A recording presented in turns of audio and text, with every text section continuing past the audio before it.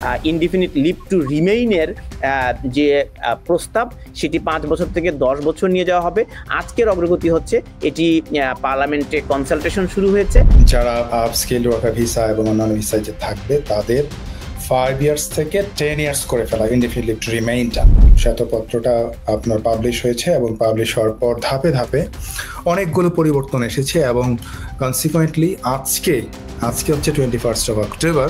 এই আজকে থেকেই হচ্ছে আপনার এনকোয়ারিটা শুরু হয়েছে। তো ডিসেম্বরের 2 তারিখ পর্যন্ত কনসালটেশনে আসলে কি পাঠাবে, কার কাছে পাঠাবে, কারা পাঠাবে? আপনারা এটি প্রতিবাদ পাঠাবেন নাকি যারা ভুক্তভোগী তারা জানতে চাইতে পারে?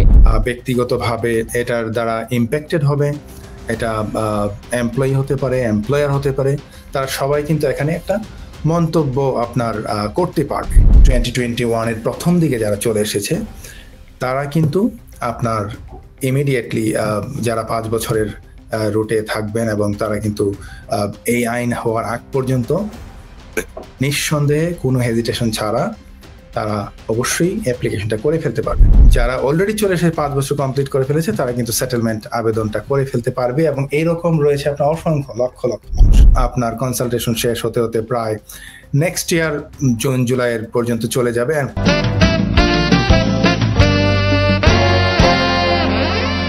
অভিবাসন নিয়ে অনেক বড় একটা অগ্রগতি রয়েছে যে রাজনীতিবিদরা গত কয়েক মাস ধরে যেভাবে অভিবাসন আইনকে ঢেলে সাজানোর জন্য যে শ্বেতপত্র প্রকাশ করেছিল, আপনার মনে আছে নিশ্চয়ই, যারা ইমিগ্রেশন ফলো করেন যুক্তরাজ্যে তারা জানেন যে যুক্তরাজ্যের অভিবাসন নিয়ে একটা শ্বেতপত্র প্রকাশ করেছিল এবং এটা সবচেয়ে গুরুত্বপূর্ণ অংশ ছিল 5 বছর থেকে 10 বছর সেটেলমেন্ট রুটটি নিয়ে যাওয়া, অর্থাৎ ইনডিফিনিট লিভ টু রিমেইনের যে প্রস্তাব সেটি 5 বছর থেকে 10 বছর নিয়ে যাওয়া হবে। আজকের অগ্রগতি হচ্ছে এটি পার্লামেন্টে কনসালটেশন শুরু হয়েছে। আমরা সেই বিষয়টি আপনাদের সাথে একটু দেখাতে চাই। সেটি আপনি নিশ্চয়ই বেশ সন্দেহ স্ক্রিনে দেখতে পাচ্ছেন। এটি পার্লামেন্টে শুরু হয়েছে। Inquiry route to settlement, the home office Affairs Committee has launched a new inquiry to examine the government proposal to reform the eligibility criteria for the indefinite leave to remain. এটা কিভাবে কাজ করবে, এই কনসালটেশনটা আসলে কি, কতদূর, একটু যদি বেশি সঞ্জয় ব্যাখ্যা করতেন আপনি, আর একটু বুঝিয়ে যদি বলতেন আসলে কি হচ্ছে, এই কনসালটেশন দিয়ে কি হবে। জি তানভীর ভাই, আপনি ঠিকই বলেছেন। ফার্স্ট অফ অল আমাদের যে হোয়াইট পেপারটা পাবলিশড হয়েছিল, এই হোয়াইট পেপারের মধ্যে সবচেয়ে গুরুত্বপূর্ণ যে বিষয়টা ছিল সেটা হচ্ছে ইনডেফিনিট লিভ টু রিমেইন।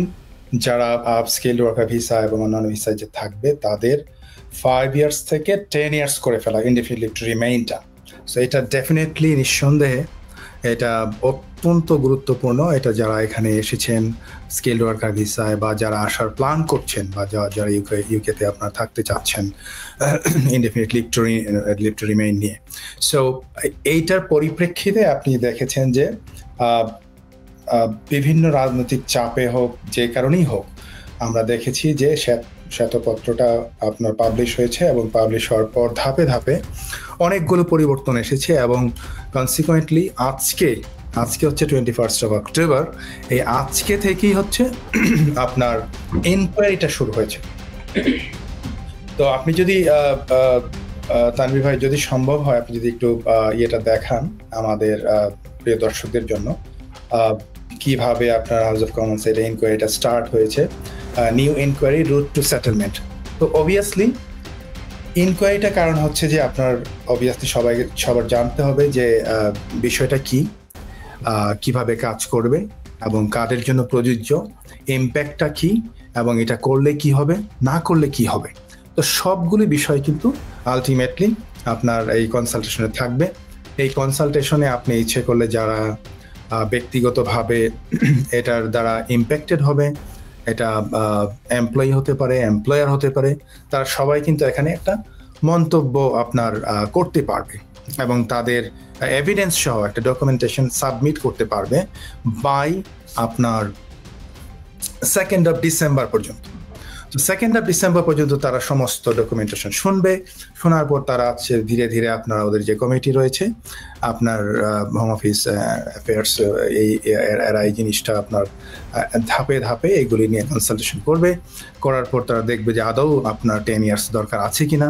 যদি দরকার হয় আপনার ধীরে ধীরে এটা বাই হয়তো আপনার নেক্সট ইয়ার জুন জুলাইয়ের পরে গিয়ে তারা একটা প্ল্যান করবে এবং দেন আস্তে আস্তে করে এটাকে করবে। বাট যারা অলরেডি চলে এসেছে, সে ফর এক্সাম্পল আপনার 2021 এর প্রথম দিকে যারা চলে এসেছে তারা কিন্তু আপনার ইমিডিয়েটলি যারা 5 বছরের রুটে থাকবেন এবং তারা কিন্তু এই আইন হওয়ার আগ পর্যন্ত নিঃসন্দেহে কোনো হেজিটেশন ছাড়া তারা অবশ্যই অ্যাপ্লিকেশনটা করে ফেলতে পারবে। সো এর মধ্যে আপনার চেঞ্জ হোক আর না হোক, আপনার যারা আপনার অলরেডি চলে এসেছে তাদের ক্ষেত্রে এটা প্রযোজ্য হোক বা না হোক, যারা অলরেডি চলে এসে 5 বছর কমপ্লিট করে ফেলেছে তারা কিন্তু সেটেলমেন্ট আবেদনটা করে ফেলতে পারবে এবং এইরকম রয়েছে আপনার অসংখ্য লক্ষ লক্ষ মানুষ। সো আমি বিশ্বাস করি যে তাদের এই আইন এখানে 2 তারিখ পর্যন্ত, ডিসেম্বরের 2 তারিখ পর্যন্ত কনসালটেশনে আসলে কি পাঠাবে, কার কাছে পাঠাবে, কারা পাঠাবে? আপনারা এটি প্রতিবাদ পাঠাবেন নাকি যারা ভুক্তভোগী তারা জানতে চাইতে পারে কারা পাঠাতে পারে, কিভাবে পাঠাবে একটু যদি বলতে পারেন? এটা এখানে একটা লিংক আছে, আপনার চাইলে আপনি ওই ইয়েতে লিংকে গিয়ে এটা অবভিয়াসলি এখানে আপনার এটা শেয়ার করতে পারবেন প্রত্যেকটা মানুষ যারা ইম্প্যাক্টেড হবে। তো এখানে আপনার লিংকে গিয়ে আপনার আবেদন যে ডকুমেন্টেশনটা আছে সেটা করতে পারবেন। এটা চাইলে আমরা পরবর্তীতে আমাদের প্রিয় দর্শকদের জন্য আমরা এই লিংকটা তৈরি করে আমাদের কমেন্ট বক্সে দিয়ে রাখবো, সো দ্যাট আমাদের দর্শকরা উপকৃত হতে পারে। আর অবভিয়াসলি এটা টাইম আছে এখনো, মানে এটা এত খুব শর্ট টাইম না, মোটামুটি আমরা এর মধ্যে আরো বিস্তারিত আলোচনা করব। বাট যে জিনিসটা বলতে চাচ্ছি সেটা হচ্ছে যে আজকে থেকে কিন্তু এই কনসালটেশনটা শুরু হচ্ছে। এটা আপনার কনসালটেশন শেষ হতে হতে প্রায় নেক্সট ইয়ার জুন জুলাইয়ের পর্যন্ত চলে যাবে। আর পরবর্তীতে গভর্নমেন্ট চিন্তা করবে যে কিভাবে এটাকে আইনে পরিণত করা যায় এবং কিভাবে এটাকে ইমপ্লিমেন্ট করা যায় এবং আদৌ এটা উচিত কিনা এবং যায় কিনা। সো অবভিয়াসলি এটা সময়ের ব্যাপার এবং আমি প্রিয় দর্শকদেরকে বলবো যে এখনই আপনাদের ভয়ের কিছু নাই। যাদের কমপ্লিটেড হবে 5 years, straight away you can apply and get the indefinite leave to remain before the changes come to the effect.